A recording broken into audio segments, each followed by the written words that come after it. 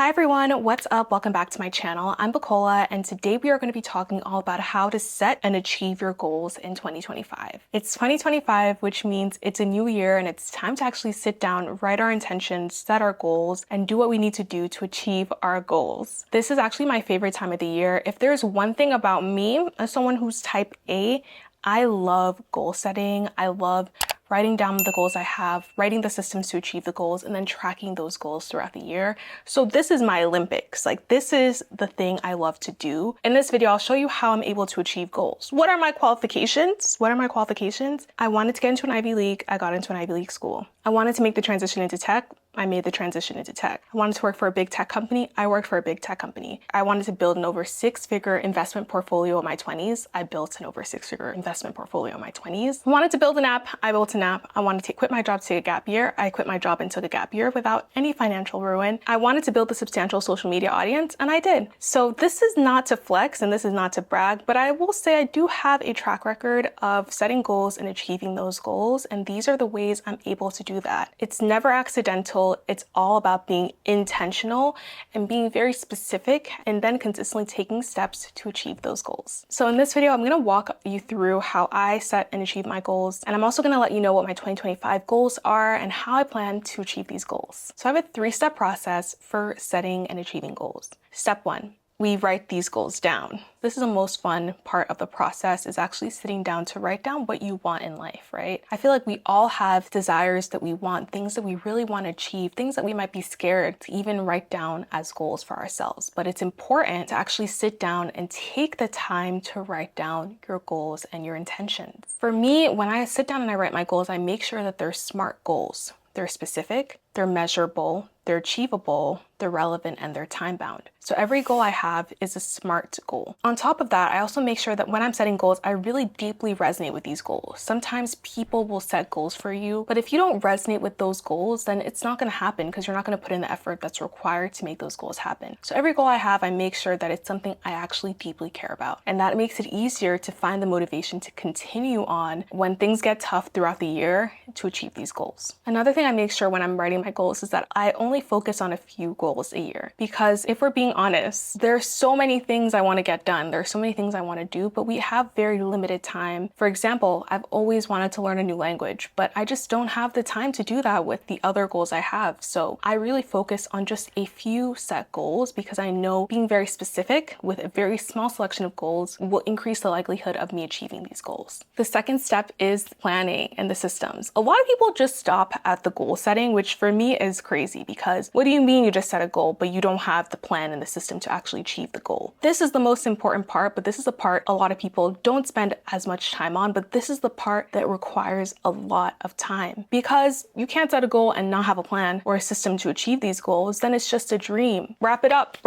because at that point, if you're not willing to do the step 2 of planning and creating the system, then you're wasting your time. Why even write the goals? For me, this is the part that's the hardest and sometimes the most ambiguous, which is actually sitting down to write my plan and system. A few books that I really recommend that have really helped me in improving this part of the process have been 12-Week Year, Atomic Habits, and Ali Abdaal. He has so many good videos on how to create systems to actually achieve your goals. The key part of the plan is I actually think about every quarter, what am I going to do to achieve this goal? Another part of this is I think about what are the easiest ways I can achieve my goal. This was one of my breakthroughs during my sabbatical. Instead of thinking about how do I get there, I really focus on what can I do to make it easy to get there. And this is what Atomic Habits kind of talks about, making things habits so that they are very intuitive for you so that it feels easy to achieve these goals. The third step is accountability for me. So after I've written down my plan and my system, then the next step for me is being accountable to these goals that I set for myself. So for me, I really enjoy habit tracking. I also really enjoy setting a monthly calendar check-in just to make sure that I'm on track to reach these goals. With this 3-step process, now let's get into the goals. So I have 4 categories of goals that are important to me. Let's start first with my finances. If you don't know, I took over a year off of working my traditional 9-to-5, which is where I make the bulk of my income, to do a gap year where I explored my different passions and interests. During my gap year, my finances were not my top concern. My top concern was just making sure that I wasn't doing anything crazy that would lead to financial ruin. And surprisingly enough, I actually still hit my financial goals. This is not because of anything I did, but this is because of all the investing I'd done earlier. And the stock market last year went up a crazy amount and I benefited just from that. But this year, we are being intentional with our finances. We are not playing. We're in a whole new different era of life. We have a new administration. I work in an industry that's extremely volatile. All these things combined is leading me to really be intentional, even more intentional than usual about my finances this year. So what are my goals for my finances this year? I want to save this amount of money. I'm keeping it kind of private because I have a specific savings goal that I want to reach by the end of the year. There are a few other goals I'm just going to keep a little private until they're done. You know, we got to have some secrecy on this channel. We can't just share everything. But my general goals this year is that I have a specific amount that I want to save. And I also want to just be more intentional about my finances. So we got to make these SMART goals. If we're going to make the first one a SMART goal, I want to save the X amount of money by the end of the year. For being more intentional about my finances, maybe I can say I want to make sure that I'm checking my budget tracker every month until the end of the year. This constant checking will allow me to be more intentional. Now that we have the goal, let's get to the plan. The first thing I like to do is I want to review all of my past transactions, my past statements, to kind of see what was I doing last year that I don't want to do again this year. I like to just review all of my transactions. There are different ways you can do it. It's not too hard for me to do this because I do keep track of my finances. I've been keeping track of my finances for years. I really recommend YNAB,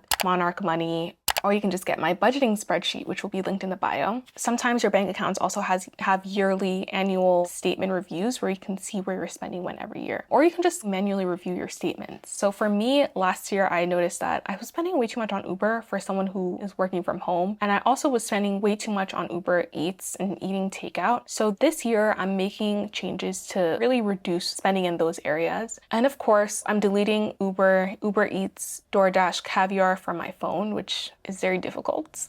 I'm increasing my auto investing. I'm also setting a calendar event every week just to do a little audit of my finances every week to make sure I'm on track. And that's my system. So it's a very easy system. That accountability for me is that monthly check-in and looking at my budget tracker or looking at my budgeting apps to see, am I hitting the savings goals that I set for myself? Am I being intentional with where I'm spending? And a lot of these things I've done before my gap year, so it's not going to be too difficult to implement these things. I feel like if there's one category I do have more discipline in, it's definitely my finances. Before I move on to the next point, I do want to thank the sponsor of this video, Offline, which is actually the app I built, and I use it every single day to help me reclaim my focus. A lot of us are in a toxic loop of work, sleep, scroll, work, sleep, scroll. It's time to really break that cycle and really embrace a life offline. With the Offline app, you can block your most distracting apps, you can create customizable routines to regain focus, and finally, you can track your screen time usage and really just gain insights into your digital habits. You will find the link in the description box down below, and you can get a free week to try it before you buy it. Now let's move on to the next point. Next category is health. This is where I used to be really strong in the health category, but I don't know what happened. I've been very weak in this category. So this year I do want to lose weight. I do want to be fit, but as you can see, these are vague, right? We're going to make them smart by saying I want to lose this amount of pounds by the end of the year. And I also want to go to the gym over 100 times this year. Those are SMART goals because if I'm able to lose weight and keep my calories down and go to the gym, I will be in my mind fit and reach the goal of losing weight. Next, we go to the system, which is reflecting on why I wasn't able to do that before. I know why. Yeah, I feel like surprisingly during the sabbatical, it wasn't always relaxing. There were some periods that were pretty high stressed. And also I just was very lazy about going to the gym. Just by doing that reflection, I know that I need to somehow force myself to go to the gym and then somehow also reduce my stress and work on keeping my calories lower. This is my actual plan, which I'm gonna actually cut my desserts, maybe only eat desserts twice a week, only eat takeout/eat out twice a week. And I'm definitely going to get a trainer. This is something that's going to be an expensive investment for myself, but it's something that I'm doing to force myself to be committed to going to the gym. And I believe that having a trainer will make it more of a habit, and I'll feel like after maybe a few months of personal training, it's going to be weird to not go to the gym. So I might go to the gym by myself. But in the meantime, I'm going to be forcing myself to go to the gym by paying for a trainer and dealing with taking on that financial expense. And of course, I'm going to continue calorie counting, which is something I've always done, but it's not for everyone. Now let's talk about the topic of my next category, which is career. So career is a very nebulous category for me because for me, obviously I work in the tech industry, but I also consider my content creation part of my career. I'm serious about this. I put a lot of effort into it, and I do have goals for doing content creation. Like, that's why I continue to show up. After like how many years? 6 years, I still show up. So that's not easy. And every year I ask myself, do I want to show up and do this? And this year it was a yes for me. During my gap year, things kind of got a little weird with content, but I feel like this year I want to be more consistent and I want to really know where I am, like what my right niche is. When we make that goal SMART, I'm committing to a set amount of videos this year. For my 9-to-5 job, on the other hand, though, because I just got my 9-to-5 job in the tech industry, I feel like my goal is just to get a good performance review rating. And so this is something I'm going to have to set with my boss to know what the OKRs are for my role and what I'll be trying to achieve in that role. So that is kind of something that gets to be kind of taken care of by the way you do performance reviews at your job. And I want there to be a good balance between content and my job. Before, I felt like the balance was very unhealthy and I was working like 24/7. I would like to work a little less, but have this good output. I don't even know what the correct SMART goals are for this, but we will work on it to figure it out. To build a system, we have to reflect on what are the processes we have in place, right, for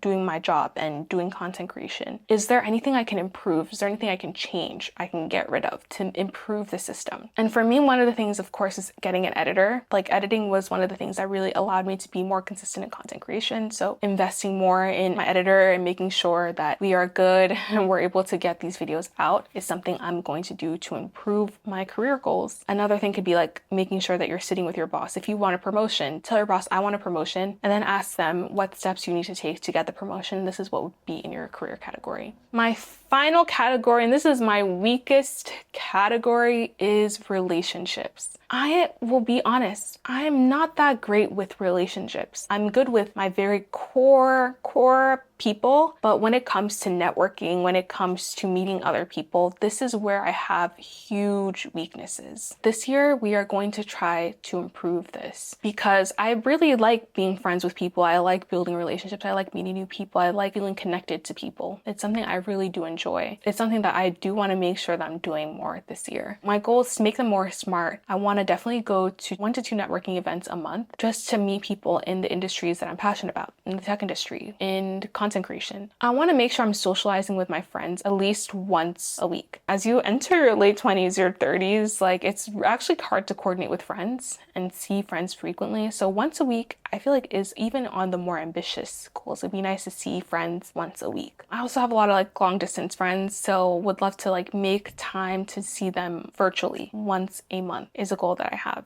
Maybe even joining a sport to meet new people. Like, I've been interested in pickleball, tennis. Maybe I should do those things this year to meet new people. But like I said, I don't want to overdo it. I don't want to overcommit. So this will be like maybe optional. Something I can consider doing maybe in the summer. And in terms of accountability, I actually will track this on my habit tracker. I know it's weird. We live in a weird society. Make sure you're forcing yourself, because the way relationships work nowadays, you have to put in the effort to maintain relationships. In like the past, I felt like people, you know, they would just brush up upon each other in their local community, but you have to actually put in the effort. It needs to be on my habit tracker. If it's on my habit tracker, if it's on my to-do list, it's getting done. So yes, those are all my goals for this year, and this is how I set and achieve my goals. Hopefully I can come back and update this video with good news about how I've achieved all the goals. I also give myself a lot of grace. Sometimes a goal, you might not achieve it this year, but you might achieve it next year or in a few years. The whole point is just to be consistent, to be intentional, to be consistent. You will eventually reach your goals. Thank you guys so much for watching this video. Make sure to tap that like button, hit that subscribe button, and I will see you guys in the next video.